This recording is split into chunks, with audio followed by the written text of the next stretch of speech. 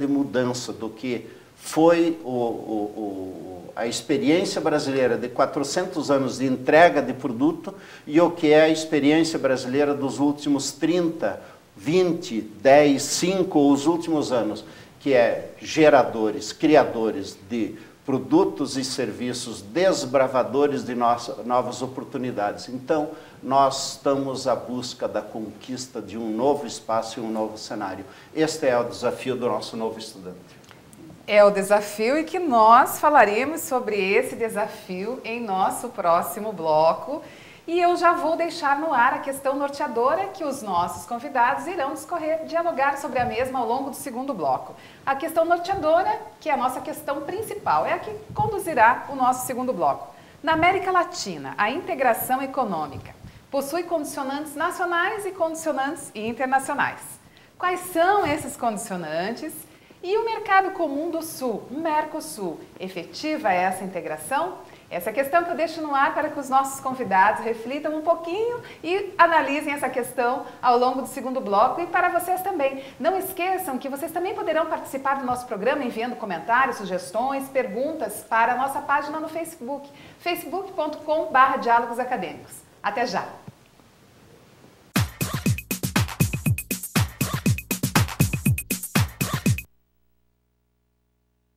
Tudo começa pelo diálogo. Afinal, na cidade onde o abstrato conversa com o figurativo e o sagrado convive com o profano, é que nasceu uma escola de negócios que fala com o mundo. A ESAD, a melhor escola de negócios da Europa, se uniu à FI Business School para trazer para o Brasil o AMP, Advanced Managing Program, o programa de direção geral voltado a executivos que querem dominar a língua do sucesso. ESAD, o diálogo profissional e o acadêmico no mais alto nível.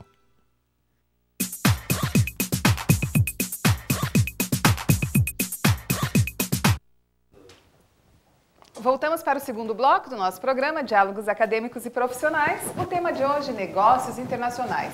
Estamos na nossa 17ª edição e os nossos convidados presentes conosco no estúdio irão abordar agora sobre a questão que nós deixamos no ar ao longo desse segundo bloco, a questão que nós deixamos no ar no finalzinho do primeiro bloco, que é a integração da América Latina, a integração econômica da América Latina. E esses condicionantes nacionais e internacionais que facilitam, dificultam essa integração econômica. Quais são esses condicionantes e como está o Mercosul, se efetiva ou não essa integração econômica?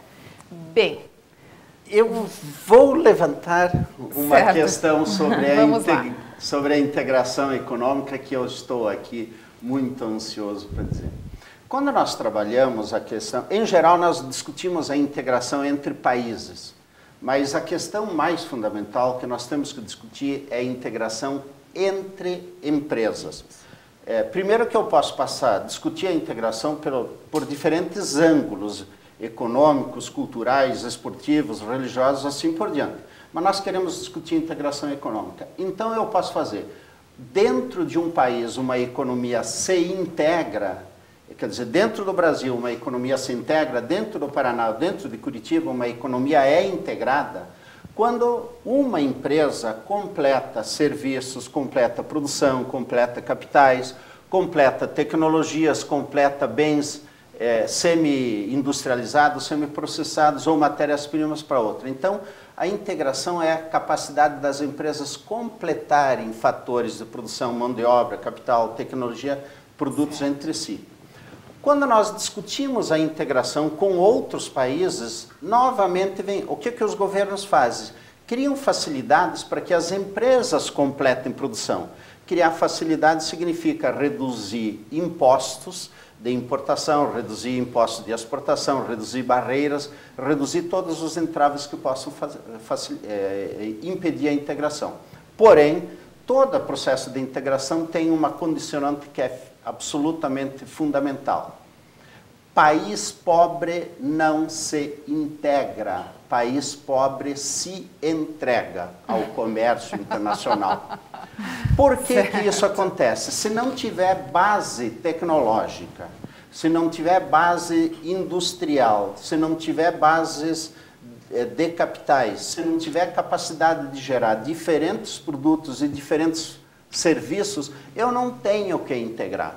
Então, a integração não é quando a gente produz as coisas iguais, mas é quando produz coisas diferentes, com tecnologias diferentes, com preços diferentes, com qualidades diferentes. O que acontece no Mercosul? As diferenças que vão nos levar a um processo de complementação, de integração, de trocas entre empresas. Este é o desafio. Então, nós temos que buscar países que tenham estágios tecnológicos, industriais semelhantes, similares ou que queiram evoluir. E isto é onde nós começamos a construir um novo processo de integração produtiva, de integração comercial, de integração tecnológica, de integração de serviços, de integração da universidade. Este mundo está para ser construído. Inclusive cultural, não é, professor? Essa integração? Porque o que nós vemos, então, com os países integrantes do Mercosul? Vamos falar um pouco do quintal da nossa casa. Nós temos diferentes países, também com diferentes níveis de desenvolvimento tecnológico, industrial, e também com culturas bastante diferenciadas, mas, no entanto, nem todos os povos dessas nações também não conseguem... Mas eu não quero polarizar, eu quero logo depois passar para as professoras também que estão conosco, mas aqui é uma questão importante. O que é bom da Argentina é o fato deles terem uma cultura diferente da nossa, terem músicas diferentes. O que é bom da Argentina, o que é bom do Paraguai, o que é bom do Uruguai, são as diferenças, e não é quando eles são iguais. Isso é que nem namorado.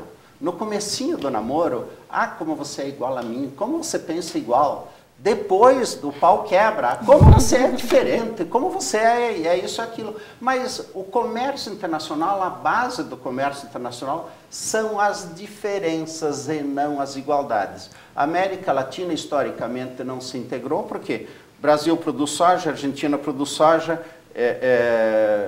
o Uruguai e o Paraguai também. Eles produzem madeira, nós também. Eles produzem carro, nós também. Então, nós não temos o que nos integrar. Nós temos oportunidade de completar a produção quando nós temos produtos diferentes, tecnologias diferentes, preços diferentes.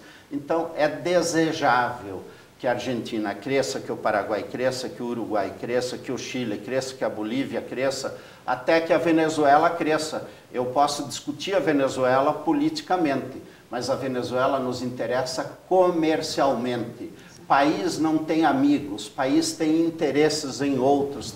Olha o potencial de comercial e não olha a fraternidade e a amizade. Eu posso discutir solidariedade, mas o que me interessa na relação econômica, comercial, tecnológica com eles são as oportunidades de atender os interesses dos consumidores dos outros países e dos industriais, dos ofertantes de capitais, das universidades que têm tecnologias, dos centros de pesquisa. Então, interessa que essa tecnologia cresça, prospere e promova o desenvolvimento nosso, nacional e também dos outros. E então, professora Andréia, dentro deste quadro, dentro desse cenário exposto, analisado pelo professor Antoninho Caron, como que ficam, então, a integração econômica da América Latina a partir desta análise do professor? Então, fica difícil, a gente vai estar só complementando alguma coisa, porque, poxa, o Caron, ele é professor nessa área, doutor nessa área, escreve livro nessa área. Eu sou estudante nessa área. Exatamente. Deixa eu falar isso para o nosso telespectador, que o professor Antoninho Caron pediu que quando eu estivesse fazendo a sua participação, quando eu estivesse anunciando a sua participação, eu também complementasse dizendo um estudante em desenvolvimento econômico, comercial e de cooperações e alianças. Muito bem. Então, vamos lá, professora. Então, a questão do Mercosul é uma questão que tem que ser tratada com muito carinho, né? São oportunidades que nós temos. A questão da Venezuela, eu concordo com o que o professor Caron falou. A Venezuela não pode ser entendida apenas como uma pessoa, figura que está lá. A gente tem que olhar com olhos comerciais, né? Então, deixa eu só fazer um parênteses, embora isso às vezes seja difícil, mas se nós estivermos fazendo aquela leitura passiva, né? Passional, passional do todo. Quando o professor citava sobre as relações dos países, que nós devemos pensar em relações comerciais e não em relações amigáveis, né? Nós nos confundimos um pouco nessas relações, né? Então, porque negócios é justamente saber tratar, equilibrar conflitos de interesses, de maneira que você possa, efetivamente, satisfazer os desejos das pessoas com quem se quer negociar, né? De quem compra, de quem vende, de quem precisa de algo e de quem pode oferecer uma possibilidade de solução. E é nesse aspecto que o Mercosul ainda precisa se integrar mais, se desenvolver mais e efetivamente ampliar as suas relações com outros países no mundo, para que a gente possa ganhar coletivamente. Então, nos aproximando justamente com essas diferenças. Aí todos podemos ganhar. Essa que é a ideia principal do desenvolvimento do Mercosul com o mundo. Certo. Aí seria possível essa efetiva integração econômica, então, da América Latina. Exatamente. A partir desses elementos que vocês estão apontando. Gisele, como fica isso em interesses também para uma pós-graduanda como você? De que maneira essas questões acabam favorecendo também até o seu mercado de trabalho para você ser inserida? Eu acho interessante essa parte do Mercosul, inclusive agora com essa entrada da Venezuela, porque os países já que estão membros, né, que são membros do Mercosul, são realmente produtores, são exportadores de commodities, todos produzem soja, como o professor falou. E a Venezuela é um país como já teve como base forte a agricultura, agora nos traz para o Mercosul o petróleo, né? Então acho isso bastante interessante também para uma troca nova de matéria-prima, de comércio com todos os países membros do Mercosul. E acho que, além disso, também é interessante frisar que todos os países membros do Mercosul, o Brasil, no seu artigo 4º, né, no parágrafo único da Constituição, tem como um dos princípios que regem as relações internacionais justamente essa integração econômica, cultural, social e política com os países da América Latina, todos em geral. E é interessante também que todos os outros países membros, inclusive a Venezuela, que entrou agora, também tem na sua Constituição um artigo que traz esse projeto de integração, essa necessidade de integração. Então, acho bastante interessante, isso é um aspecto positivo, né, para o Mercosul, que eles demonstram integrados, comprometidos juridicamente com essa integração. Eu acho isso que existe uma efetividade, tem como... eu também, como uma boa idealista, acredito que possa dar certo. Então a Gisele já está trazendo para nós também o seu olhar, a sua visão de advogada, que também com essa visão inicial. Professor, e essa integração, então, além de econômica, jurídica, não tem se efetivado até o momento? Duas coisas. Já aproveitando a Gisele, que é advogada também, nós empresários... e nós professores, eu falo nós empresários porque eu tenho um lado empresário também, nós às vezes nos cabe criar problemas para os advogados resolverem. Então, quanto mais nós vendemos, quanto mais nós transacionamos, mais serviços nós acabamos criando para um novo relação jurídico contratual. O que eu queria lembrar a partir da conversa das ponderações de Gisele é o seguinte: a Venezuela tinha o potencial de desenvolver uma agricultura, não fez, se concentrou numa riqueza de petróleo e ela é hoje para nós um mercado extremamente importante. O Brasil já vende para a Venezuela, tem horas que nós temos superávit de 4 bilhões de dólares, dólar de 3, mas nós estamos variando entre 3,5 a 5 bilhões de dólares de fornecimento à Venezuela. Isso é apenas o começo. Nós podemos, a partir da capacidade produtiva brasileira, da diversidade brasileira, seja na questão do agronegócio, na transformação de produtos primários, na industrialização de produtos primários, no fornecimento de alimentos, seja em maquinários agrícolas, seja em bens de eletroeletrônicos, tanto de eletrônica profissional quanto de eletrônica de lazer, seja em aviões, seja em carros. Nós temos um potencial enorme de abastecer o mercado da Venezuela, substituindo outros continentes. Ora, a integração também pressupõe processos de cooperação. Processo de cooperação e aliança não significa doação, significa trocas. Eu entrego um produto e recebo um dinheirinho que eu compro outros produtos. Então é essa a questão. A Venezuela precisa alimentar a sua população, precisa dar equipamentos, precisa dar equipamentos profissionais, precisa dar equipamentos de lazer, e nós temos hoje uma diversidade industrial que podemos estar abastecendo a Venezuela, substituindo outros continentes. Isso é uma grande oportunidade. O Chávez não vai ficar, não é uma questão de gostar ou não gostar, ele não vai ficar mais 40 anos, ele vai ficar a vida toda que lhe resta. Exatamente. Mas ele não vai ficar mais 40 anos.